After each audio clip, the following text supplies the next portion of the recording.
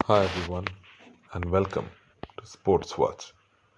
If you like the content, please press the bell icon for further notifications and like and share and subscribe to the channel. The South African love affair with choking in the semi-finals of ICC events seemed to be a never-ending one. Once again, Australia defeated South Africa in a thrilling contest at the Eden Gardens by 3 wickets and secured their place in the World Cup finals against India. After having a stellar tournament, South Africa once again crumbled when it mattered. In a game of inches, South Africa dropped many catches and once again succumbed under pressure. Temba Bavuma, the South African skipper, should face the brunt of the criticism after his dismal captaincy and poor batting. Bavuma doesn't deserve to be in the side, and it's only because of South Africa's colour policy does he warrant a place in the side. It's destroying South African cricket as undeserving players are getting selected and deserving players are warming the benches. Bahuma said at the toss he wasn't feeling 100% fit, but he still played. Reza Hendricks was a far better option, but mediocrity triumphed once again. And under overcast conditions with rain predicted, Bahuma decided to bat first.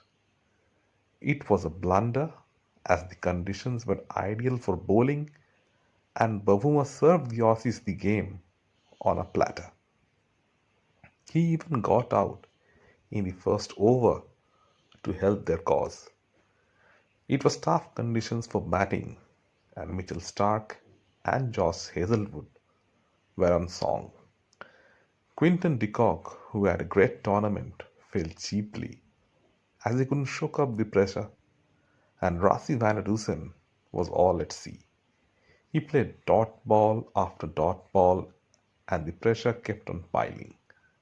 South Africa were 18 for 2 in the power play, their worst score in over a decade.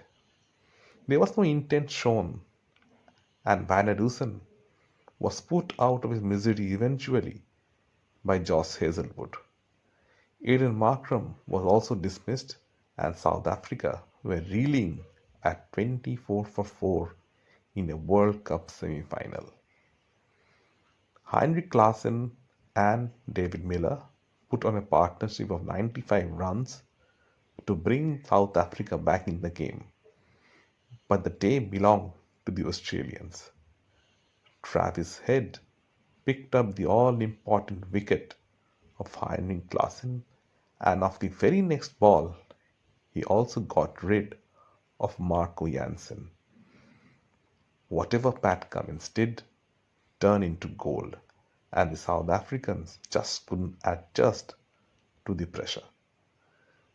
David Miller was running out of partners and he was on a mission to at least get the South Africans to a respectable total. Miller brought up a fighting 100 but was eventually dismissed on 101 by Pat Cummins. He couldn't bat the last 3 overs, and that was decisive because a David Miller in the end meant a difference of 20 to 30 runs, and South Africa finished with 212 on the board, having dismissed with 2 balls to spare. The Australian reply was a brisk one with David Warner and Travis Head once again getting the innings off to a great start. South Africa were 39 for no loss after 5 overs. And herein Temba Bavuma was once again very poor with his captaincy. In the 6th over, he still brought his pacers on, and David Warner tore apart them.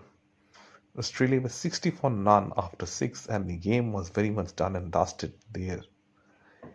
And finally, he turned to Aiden Markram, and what did he do? In the very first ball, he dismissed David Warner. Australia gained the much needed momentum, and Travis Head was also dismissed soon after by Keshav Maharaj. But in a low scoring game, Australia were 104 for 2 after 14 overs. South Africa clawed back into the game with the help of Tabraiz Shamsi, who picked up Manas Labuschagne and Glenn Maxwell, and their impressive fast bowler Gerald Coetzee, who picked up Steve Smith and Josh Inglis. But the runs were too less, and the Australians batted deep, and Temba Bavuma helped them in every step of the way with his poor captaincy.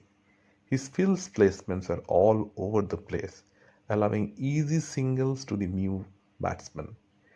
Again, there was no pressure on the batsmen, and the fieldsmen to long on were continuously there, allowing them to rotate the strike easily. South Africa once again collapsed when it mattered the most, and it means that Australia are through to the finals to face India. Of all the teams that India least wanted, Australia is probably one of them. They have too many match winners, and they play the best cricket in the knockout moments. Will Australia win their sixth consecutive World Cup?